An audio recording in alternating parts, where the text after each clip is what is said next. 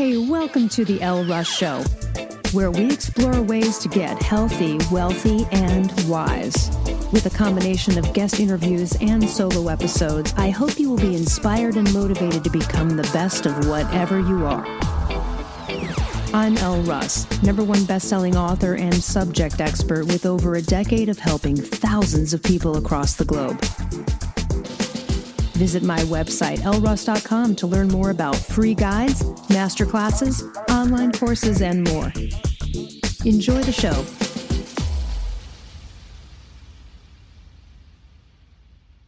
Happy New Year 2026. What? God, time goes by so fast. All right, so today I want to talk about everything. I want to talk a little bit about health. I want to talk about confidence, motivation. Let's get this shit done this year. I want to get you fired up. And also, I want to review a few things that happened in 2025 that were great lessons for me that I think maybe, I don't know, could shed light perhaps on your life and some things you're going through. So 2025, overall, a good year, but there were some real downers in it. So I got engaged at age 50. We were planning on actually getting married last year. And then my fiance's mother, my future mother-in-law, got sick and died. What? And she was so amazing. I want to tell you a little bit about her, and I'll talk more about him and her and me finding my love of my life at, age 50 and all of that in another episode at another time in another scenario. But one of the things that was so interesting is that if you know my story, if you read my book, Confident as Fuck, I have a permanent hand disability, something that you can't see. I have full mobility, right? I could play a game of ping pong with you. You would never know, right? But I got it. And so anyway, that created a lot of shame in my youth. And until I really got over that in my adult years, I'm talking 40s, that's when I finally met my guy. I think I was just ready to be okay with the fact that I was fucked and a little bit different than the rest of the world, right? That I am physically disabled and just had to accept that. And when I really came to terms with that and stopped having shame about it, that's when it happened. But then it happened, and I meet a guy whose mother is horribly disabled.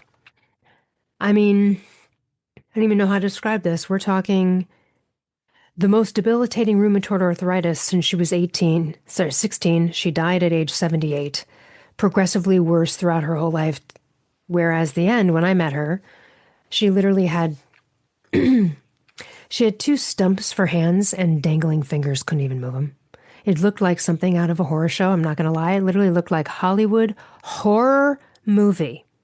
When I first saw her hands, I started crying, and her feet, in real life, I lost my shit. Not in front of her, but later on I walked out the door and I sobbed. I sobbed. For a few reasons. One was, oh my gosh, what a crazy perspective. Right here I am, I've got this hand issue, and it certainly does affect my life to certain degrees, but I can walk, I can pick up a cup to my hand, I can bathe myself, I can wipe myself. She couldn't do anything. Her husband did everything. And my fiance grew up helping out because mom was disabled. So when I met him, there was that, oh my gosh, wow, like someone who has empathy towards disabled people, right? Like, that's like a dream come true for someone like me who went through what I went through, but also then to meet her and get that perspective. And I tell you what, it really smacked me in the face. And look, it's not like every day I'm sitting around here crying about my arms. I'm certainly not. But it made every flare-up and every hindrance that disability has given me a lot of perspective, seeing someone who literally cannot move their own body. 100% disabled. And I think the kicker on all of this is her attitude was fucking amazing. One of the happiest women, joking around, rarely complained.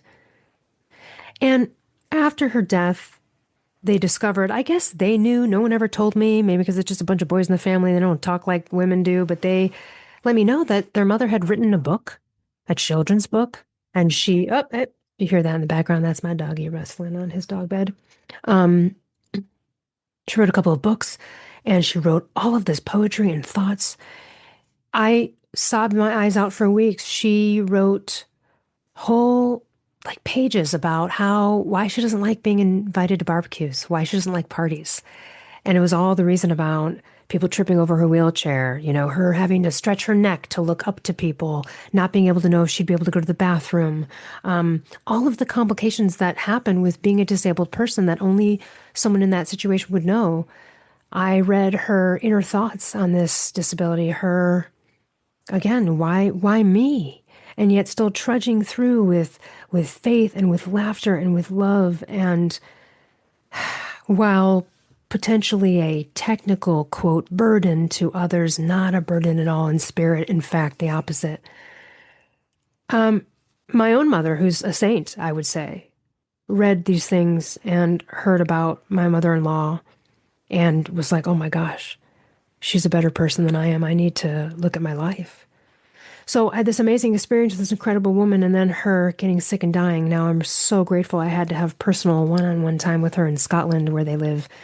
My fiance is British, they're British, but they live in Scotland, before she died. And then I had another weird experience where we watched her die live on FaceTime, really. We took the shift in the care home over there in the UK, had the iPad set up by the nurse, and we literally watched 10 hours a day. Until she died, I spent, my fiance was on a flight on the way to go see his mom. I mean, knowing that she was about to die.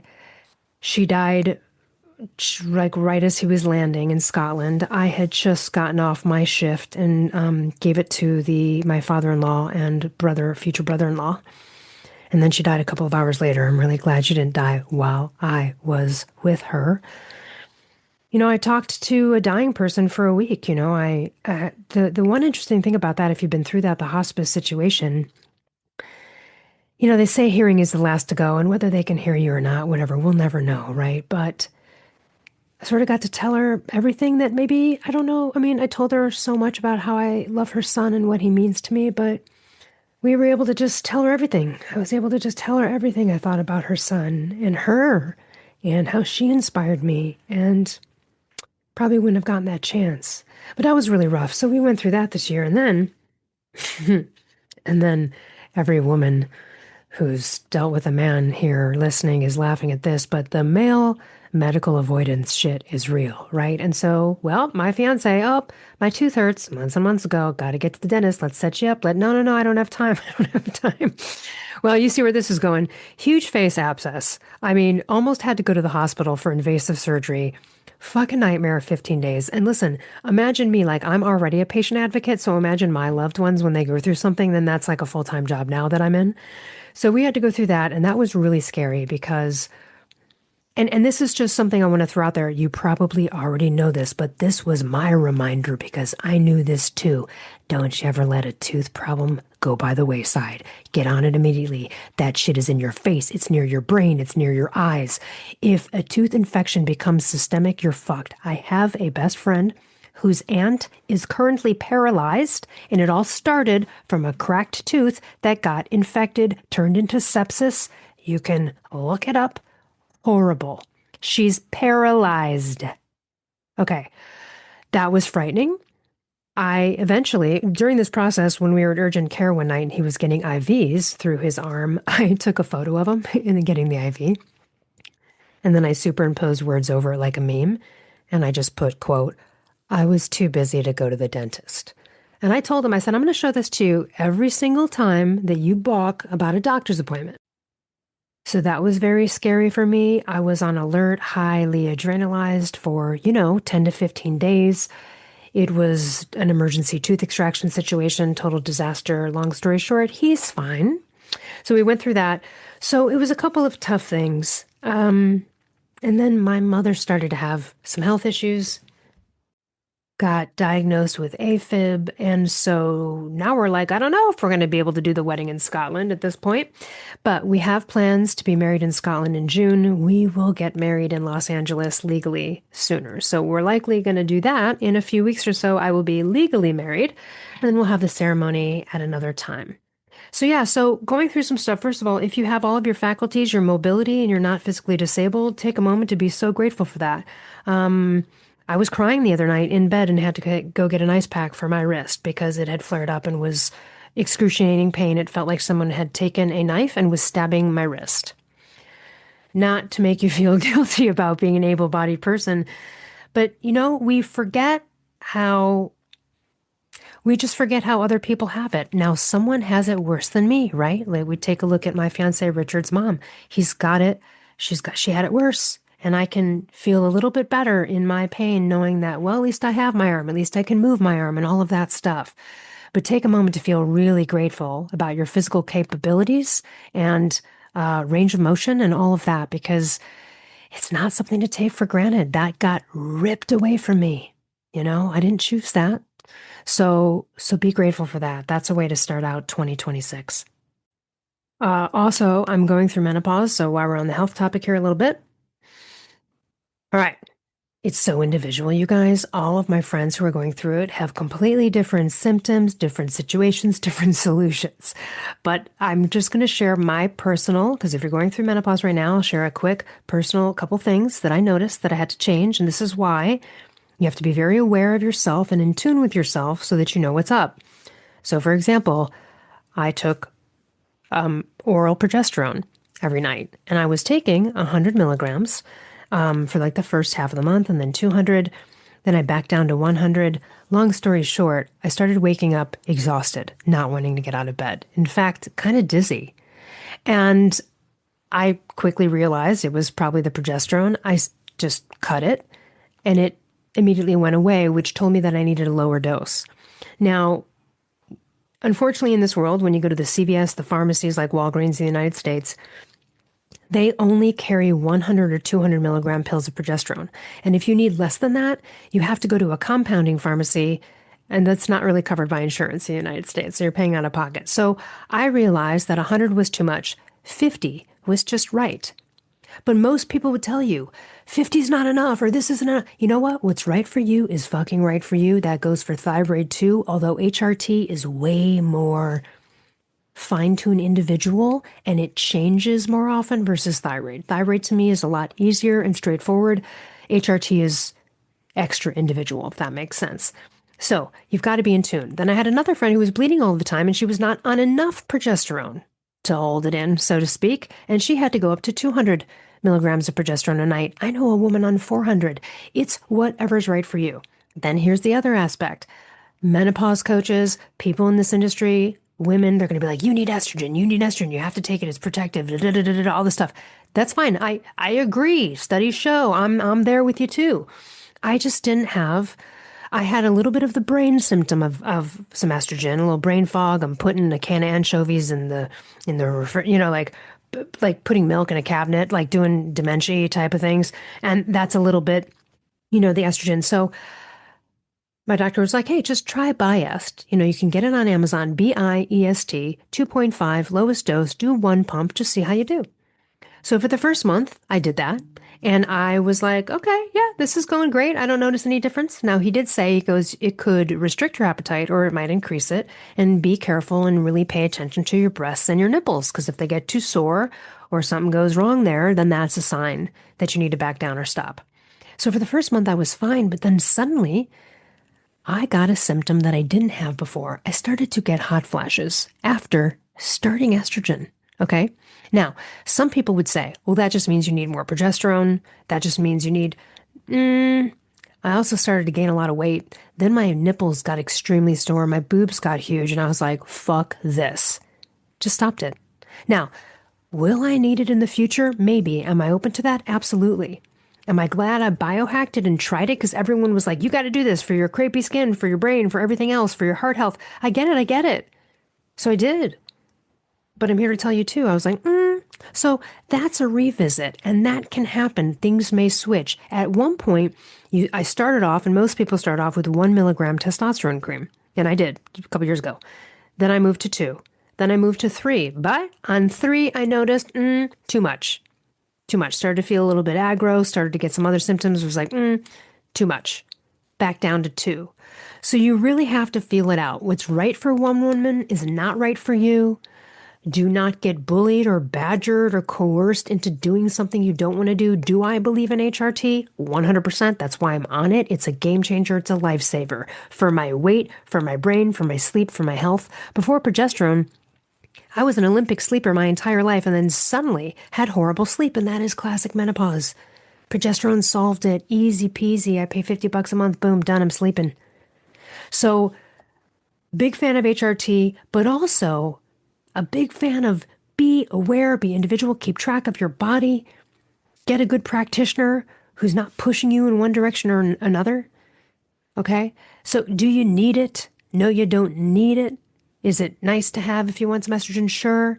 Is it the end of days if you don't? So I went through a couple of things, had to make some adjustments, but overall feel really good. And then on the health note, I just started trying a new product that I ordered. All right.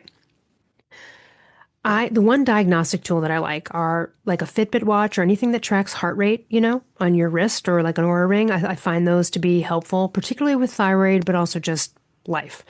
The other biohacking tool, I guess you could say it's biohacking tool, is the Chili Pad, which I freaking love. And that is that cooling and heating system for the bed. And it's absolutely amazing. I stand by it. Sauna, absolutely my number one biohacking tool for burning fat, for everything. I mean, just look up the benefits of far infrared sauna and just, it's insane. All right. But then we've got this other one right here. Now, I have used scales before, and I'm not a big scale person, but I like the scales that measure body fat percentage because that's really the metric. So I don't really go by the weight on the scale. I mean, sometimes I do. I know, like, okay, if I'm this weight, that's too much. But you can be a weight and have very vast, body fat percentage results. And that's really what you need to look at. That's why those weight loss shows, like, The Biggest Loser and stuff, they really don't work. You can lose water weight and you can change that number on the scale, but the percentage of body fat is really the measure of health. So anyway, I've had these scales before. They're okay. They're not 100% accurate. The most accurate is doing a DEXA scan, DEXA. But there's a new product that came out that is supposed to be like a home DEXA scan. It's got handlebars that you hold on to as well. It's got like a tape measure you can measure around your arm, around your thighs, so you can really keep track. Comes with an app. And so I've been using this and I'm freaking loving it. It's called Path, period. PATH, period. I think it's Health by Path if you look online. But I love the app. It's made for women.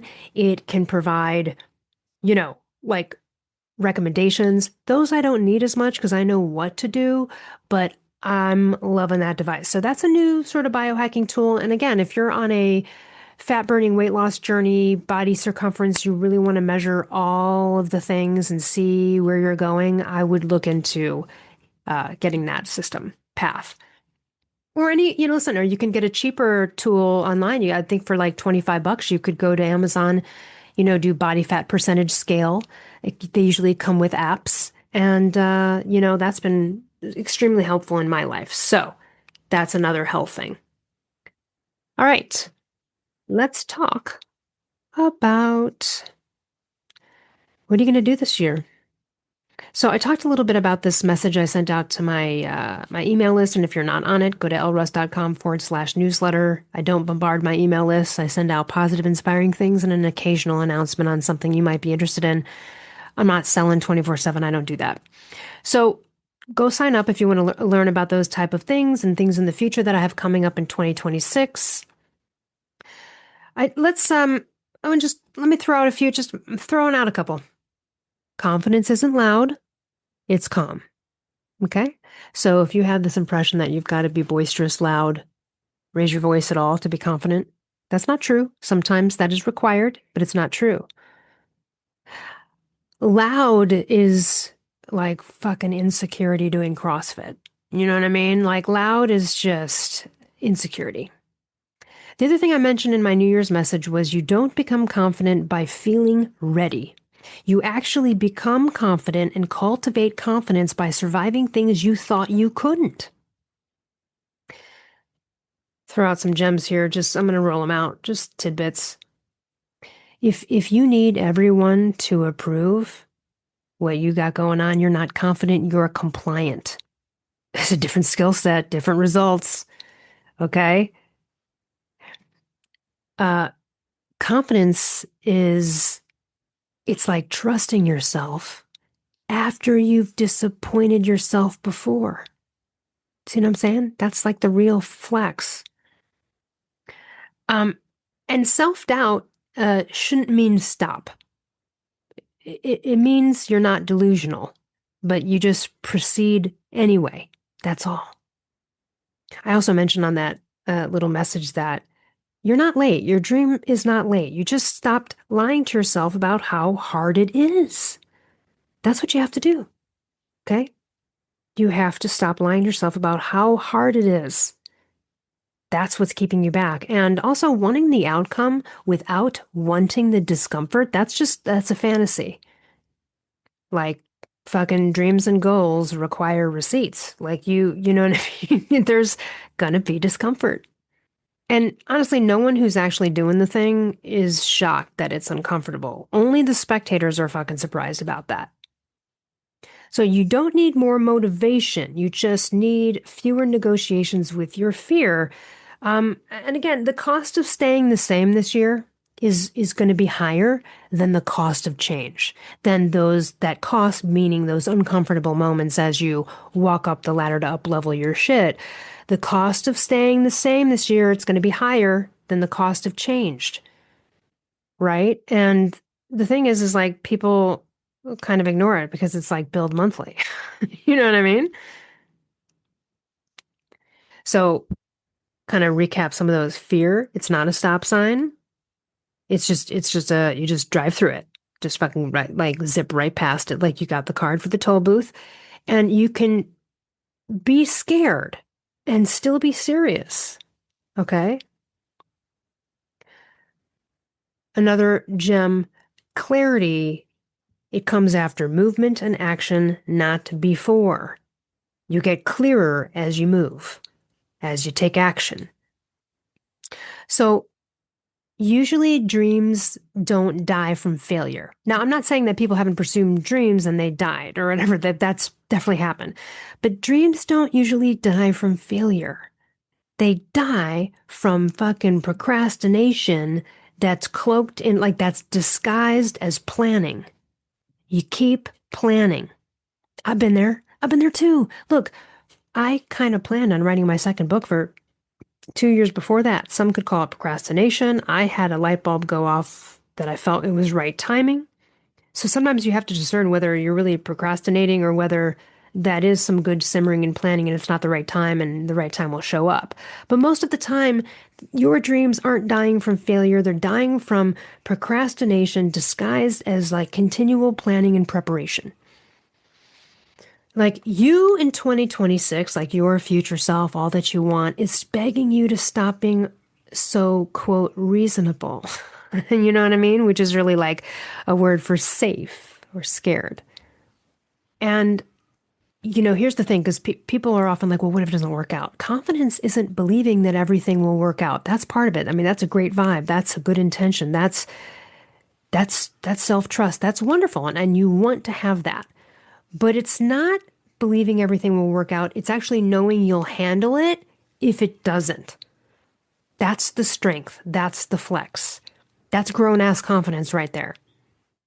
So this is not a new year, new you. You don't need a new personality. You don't need better vibes. I mean, maybe you don't need to wake up at 5 a.m. unless you like fucking pain and suffering, right? What you need is confidence that's real, the kind that works after motivation wears off. You know what I mean? You're becoming confident by surviving things you thought you couldn't. That's it. That's the formula. There's no vision board required, although I suggest one. Stop letting other people play your life game. You know what I mean? It's compliance. That's people pleasing. That's waiting to get permission from others. And here's one people don't like to hear, but they need to. Again, it's that self-doubt, questioning yourself doesn't mean stop. It just means you're not delusional. That's all. You proceed anyway. It's not a stop sign. You're going to pay something either way. Okay? Right? If you don't do the thing you're going to pay, if you do the thing you're going to pay, right? There's going to be some discomfort. I I know this can be a really great year. I'm not going to say this is going to be your best year ever and try to rah-rah you. But man, have I seen some incredible transformations.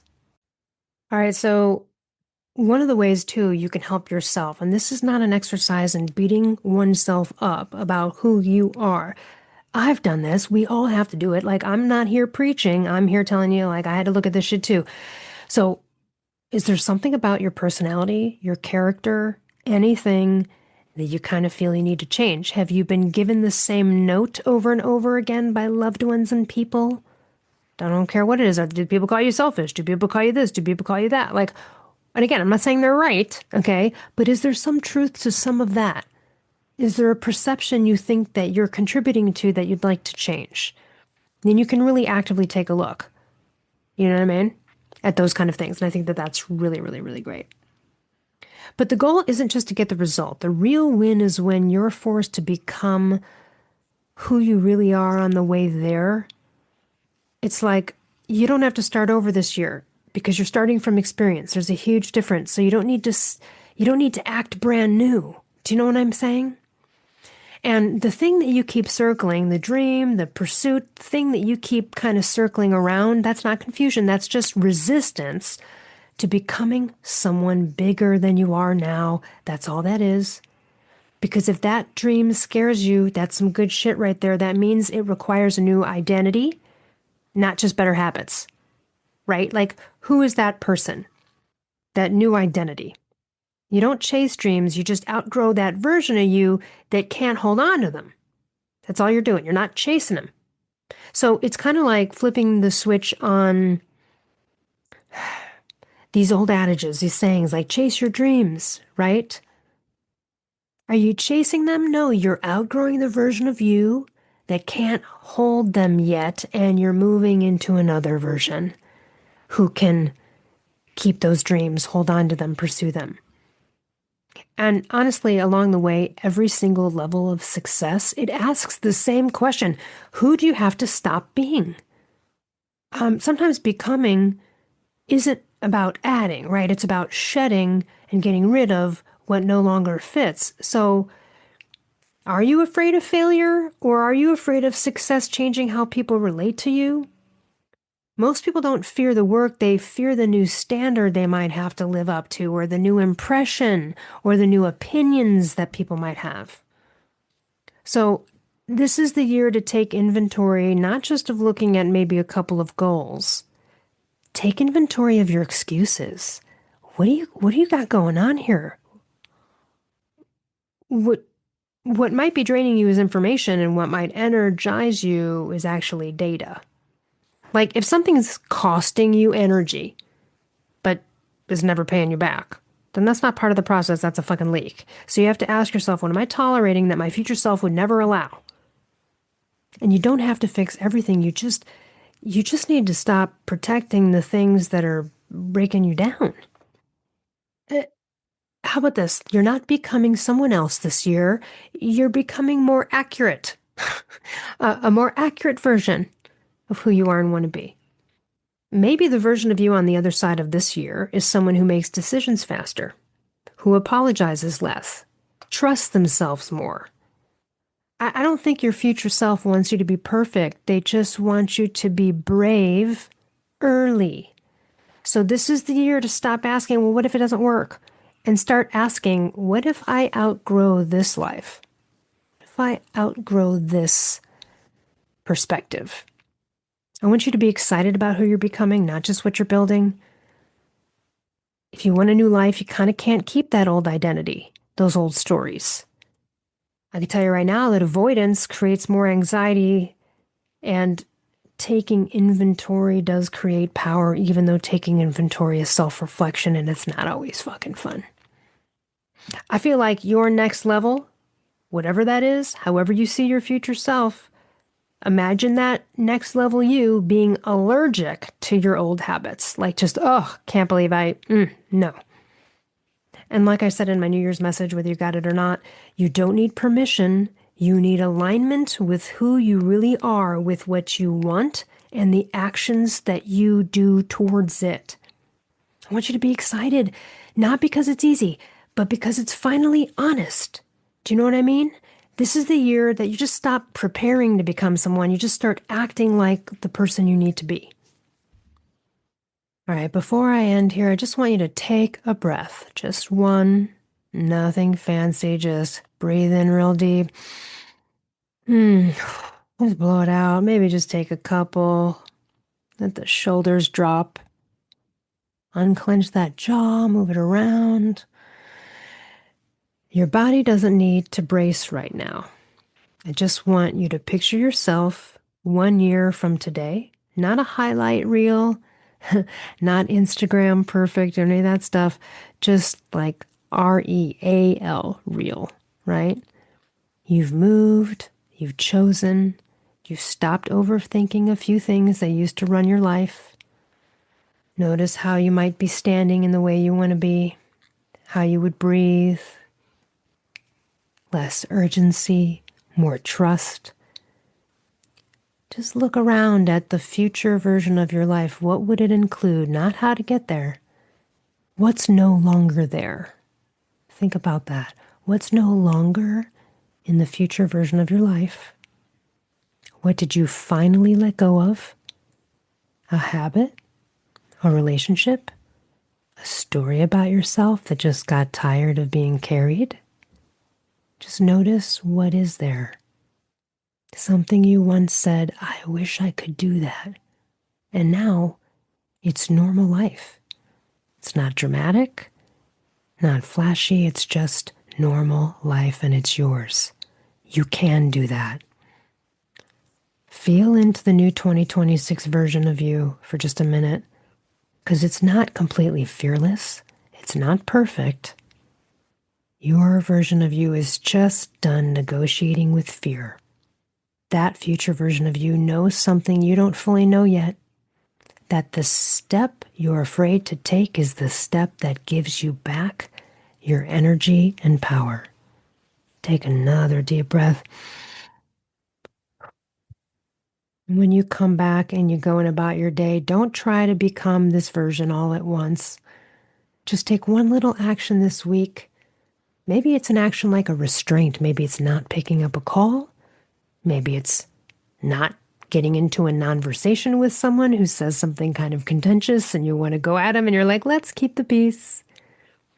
Maybe it's an action towards a goal. It's a call. It's sending out a pitch. It's one honest move. Just one clean decision. One little small act of courage. That's how this all starts. You build it. And you're not behind. You're just on the way. And honestly, that's something really to be excited about. I am so grateful for all of my versions. Each one keeps getting better. Do you feel that? Do you feel that you're getting better and better?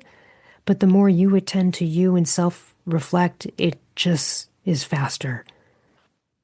I wish you a 2026 of being the absolute fucking best of whatever you are. And if you need thyroid help or confidence help, you reach out and stay tuned. I have a couple things coming out this year that I'm excited about that you can jump in on. Really wonderful opportunities for very inexpensive one-on-one coaching and really fun things. I'm coming up with something I'll probably be putting out here in the next month, so stay tuned. All right, have a wonderful day. Hey, thanks for listening. If you enjoyed this show, I would so appreciate you leaving a review on Apple or Spotify or wherever you get your podcasts. And to learn more about partner discounts on amazing products, visit elleruss.com/discounts.